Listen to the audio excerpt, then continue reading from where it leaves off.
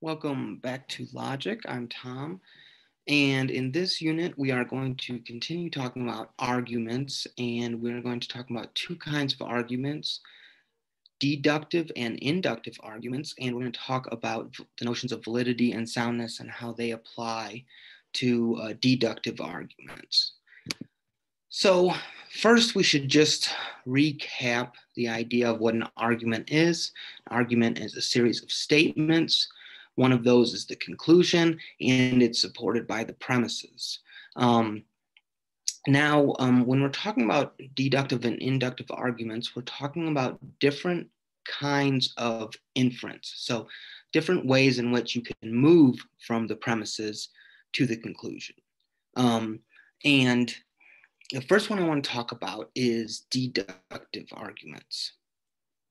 Deductive arguments are cases in which the premises provide support for the conclusion in a way that the conclusion follows as a matter of a kind of logical necessity. Okay, so let me give you an example here. All fish have gills. Nemo is a fish. Therefore, Nemo has gills, right? This kind of has to follow given that the premises are there. Right? And for deductive arguments, if the premises are true, then the conclusion must follow. And the must there is a kind of logical necessity, right? Oftentimes, deductive inferences kind of turn just on conceptual distinctions, right? Another feature of deductive arguments is they oftentimes, but not always, move from the general to the specific. Right. Notice in this example, that's exactly what happens. We're talking about something that's true of all fish, and then we're moving to an inference about a specific fish, right? Now, in contrast, inductive arguments tend to move in the opposite direction, right? From the specific to the general. So let me give an example of that. So here's an inductive inference. Over 80% of this year's incoming class works part-time. Therefore, students typically have jobs, right? Kind of making a general statement about students and moving from kind of like a specific data set, right? So here's another example. I've known 4 people with Toyotas that had transmission issues. Therefore, Toyotas have bad transmissions, right? I'm making a general statement about Toyotas based on some specific, experiences I've had. Now, inductive reasoning in general makes inferences based on evidence, observation, and statistics, right? We use this kind of reasoning all the time. It is important, however, to recognize that it's not 100%. Right? A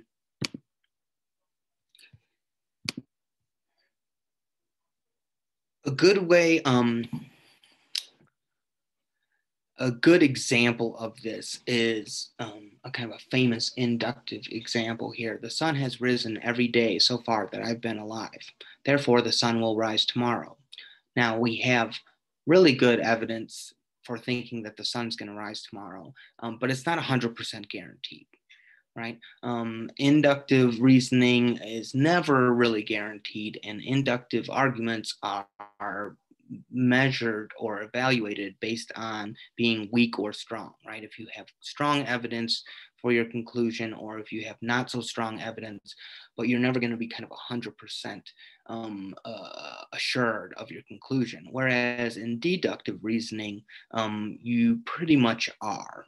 Right, they're conceptual distinctions, so you can be sure of the example or of the conclusion. Now, when it comes to the difference between inductive and deductive reasoning, one example one kind of thing I like to use to remind students about the difference is think about Sherlock Holmes. Sherlock Holmes always says he's making deductions, right? Sherlock Holmes is not making deductions. He's never using deductive reasoning ever, right? He's always looking at particular pieces of evidence and then making a general assumption based on that, right? He's making kind of projection, right? He interviews a person of interest in a murder and sees a drop of blood on their boot, right? And makes a conclusion based on that. He must have been at the scene of the crime, or maybe he committed it, or whatever it is, right? That's inductive reasoning. One way to kind of a weird way to think about this is that what Sherlock Holmes is doing. He makes this the writer of that makes a big mistake by calling what he's doing a deduction. It's always an induction, right? So that's maybe one way to kind of help and keep that in your head. And as I mentioned, when it comes to inductive reasoning, it's always weak or strong, right? An inductive argument is either weak or strong. That's the mode of evaluation.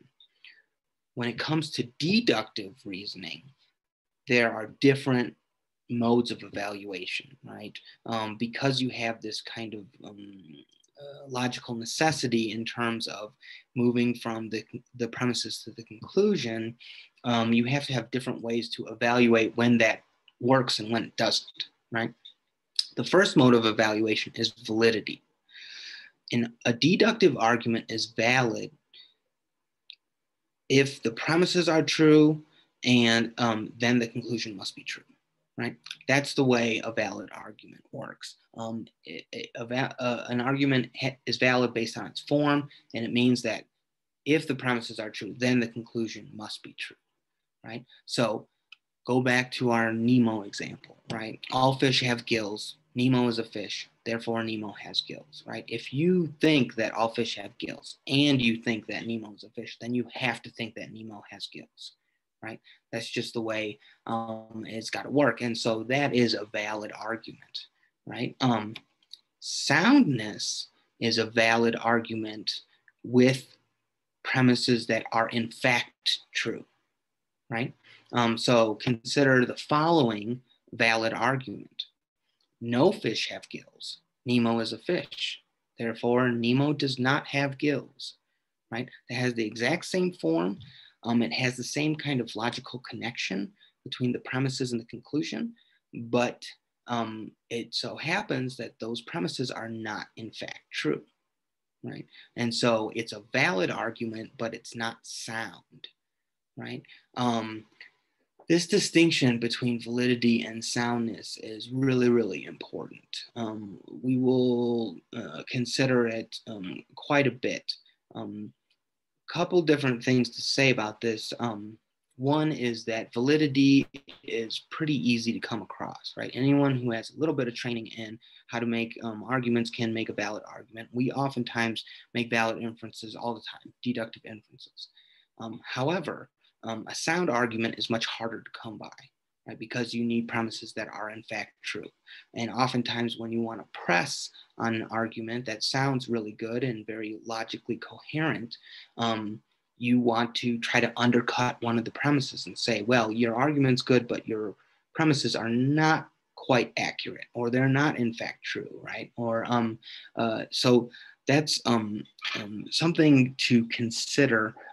So this distinction between validity and soundness, take your time with it, think through it a little bit, look at the examples in the book, and but take the time to get really clear about this, because it's a really useful tool when it comes to reasoning and moving forward, doing the persuasive paper, and really kind of trying to apply this logical knowledge to actual arguments when we're reading articles and all kinds of stuff like this. So that's it for today. I will see you soon.